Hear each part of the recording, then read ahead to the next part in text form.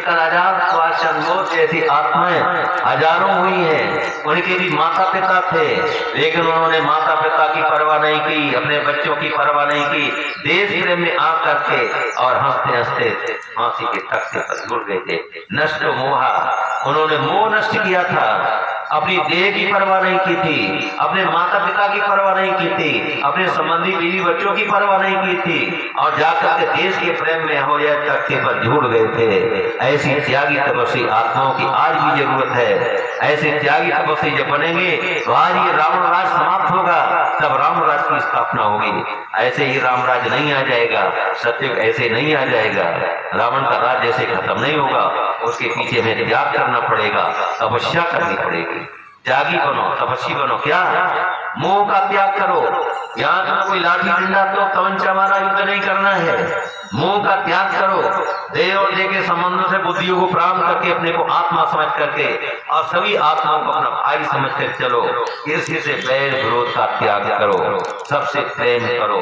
सब आत्माएं हमारे भाई हैं, हम सभी पिता परमात्मा की संतान हैं, इसलिए किसी से बैर नहीं करो, बैर विरोध का त्याग करो। सबके लिए सबकी विशेषताओं का वर्णन करो, सबके लिए शुभ भावना शुभकामना करो, सबके लिए जीना सीखो। राम राज्य की यही विशेषता है। रावण राज राम राज्य में कई दो विशेषताएं हैं। रावण राज्य की विशेषता है जहां पर अपने लिए जीना स्वीकार करते हैं, वहीं रावण राज हो जाता है। अपने शरीर की चिंता, अपने बाल बच्चों की चिंता, बस इससे और ऊपर उठकर सोच नहीं सकते हैं। दूसरों का कुछ भी हो जाए वही रावण राज है। द्वापर से राज आज तक यही हो गया है। सब अपने लिए सोचने लगे, अपनी देह के लिए सोचने लगे, अपने बच्चों बाल बच्चों के सोचने लगे, इसलिए दूसरों से लड़ने लगे। अपने बच्चों की, अपने परिवार की रक्षा सुरक्षा के लिए दूसरों को मारने के लिए तैयार हो गए। यही रावण का राज हो गया।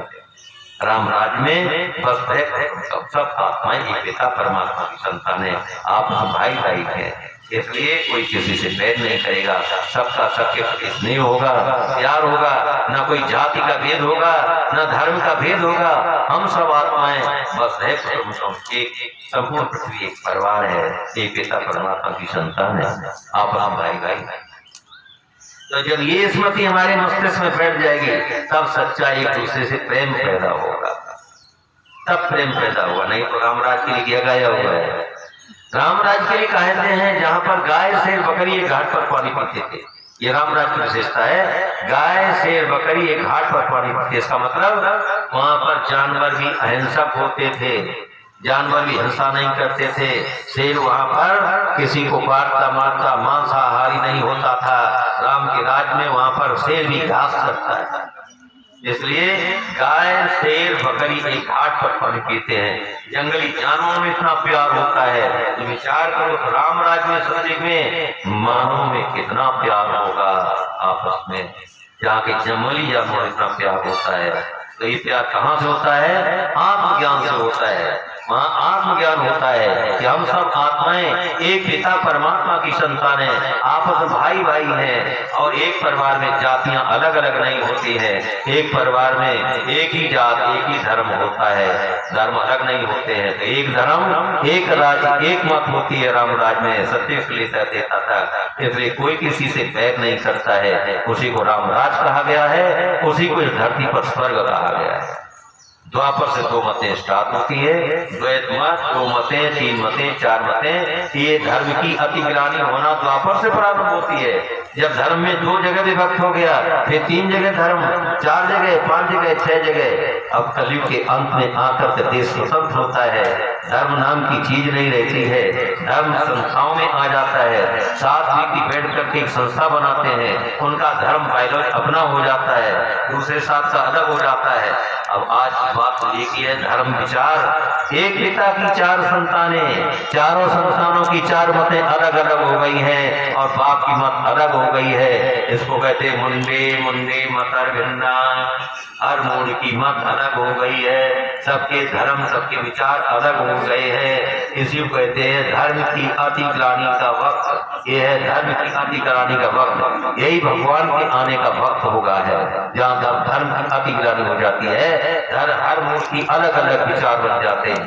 आज यही पर अलग अलग विचार हो चुके हैं। इसी को धर्म की अतिग्रानी हो गया है, यही अधर्म हो गया है, जो सबके विचार अलग अलग हो गए। इसी अधर्म का नाश करने के लिए, एक सत्य सनातन धर्म की स्थापना करने के लिए मुझे इस धरती पर आना पड़ा। तब ज्ञान कराना पड़ता है कि तुम सब आत्माएं मेरे बच्चे हो, तुम मुझ पिता परमात्मा के सब आपस में संतान हो, वसुधैव कुटुंबकम, सब भाई भाई हो, इसलिए आपस में प्रेम से रहो। सब आत्माएं आपस में प्रेम से रहो, सबका भाई भाई का रिश्ता है। ये रिश्ता नाटकी है, पति पत्नी, चाचा मामा दादा काका, ये पत्नी संबंध नाटकी संबंध है। इन नाटकों संबंधों में मत फंसो, हर एक को आत्मा समझो, हर एक को स्नेह दो, प्यार दो। कोई पड़ोस का है, कोई है, कैसा भी है तो सब आत्मा ही है, तो सब एक पिता परमात्मा की संतान। तो आपस में भाई भाई समझ से प्यार से रहोगे तो सारी लड़ाई झगड़ा समाप्त हो जाएंगे। जब वसुधैव कुटुंबकम, तो वहीं से राम राज की शुरुआत हो जाएगी। आज स्वयं राम इस धरती पर अपने राज्य की स्थापना करने के लिए आया है, इसलिए राम राज की स्थापना में मददगार बनो, सहयोगी बनो। मदद यही चाहता है, पहली मदद तो है अपने को आत्मा समझो, और दूसरी मदद है कि सबको एक आत्मिक भाव से देखो कि सब आत्मा मेरे भाई भाई। ऐसा सबके प्रति प्रेम उत्पन्न हो जाना चाहिए। वसुधैव कुटुंबकम अयम परोवेति करना लघुची साम उदार चर्चा नाम वसुधैव कुटुंबकम। ये अपना है, ऐसा पराया है, ऐसी गणना नीच पुरुष करते हैं। शास्त्रों में लिखा है, हमारा रखा है, अयम निजा परोवेति गणना लघुचित साम। ये अपना है, ये पराया है, ऐसी गणना नीच पुरुष किया करते हैं, ऐसी गणना नीच पुरुष किया करते हैं। परोपकाराय पुण्याय पापाय पुण्य अयम निजा परोवेति गणना लघुचित साम उदार चर्चा नाम वसुधैव कुटुंबकम। उदार चर्चा वाले व्यक्तियों के मस्तिष्क से संपूर्ण पृथ्वी एक परिवार होता है।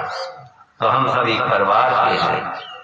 अगर ये ज्ञान आ जाए, आत्मज्ञान हो जाए, तो ये भाई भाई और घर घर जाति जाति का लड़ना, धर्म धर्म का लड़ना, एक देश दूसरे देश को खाए जा रहा है, ये सारा समाप्त हो जाए।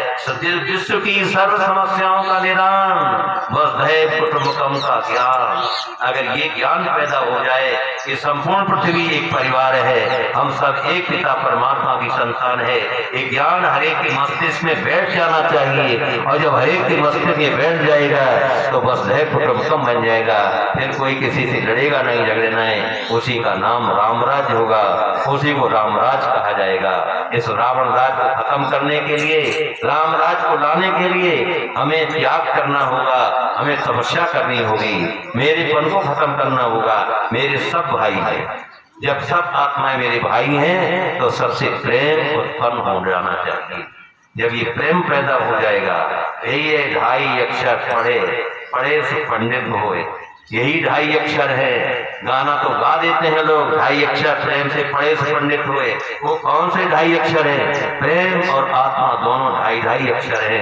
जब आत्मज्ञान, आध्यात्म ज्ञान जब पढ़ लोगे, आत्मज्ञान पैदा हो जाएगा तो आपस में प्रेम पैदा हो जाएगा। जब तक आत्मज्ञान नहीं होगा तब तक प्रेम पैदा नहीं हो सकता है। इस आत्मज्ञान के द्वारा ही आपस में एक दूसरे से प्रेम पैदा होगा, तभी रामराज होगा। रामराज में पशु पक्षी बहुत प्यार करते हैं।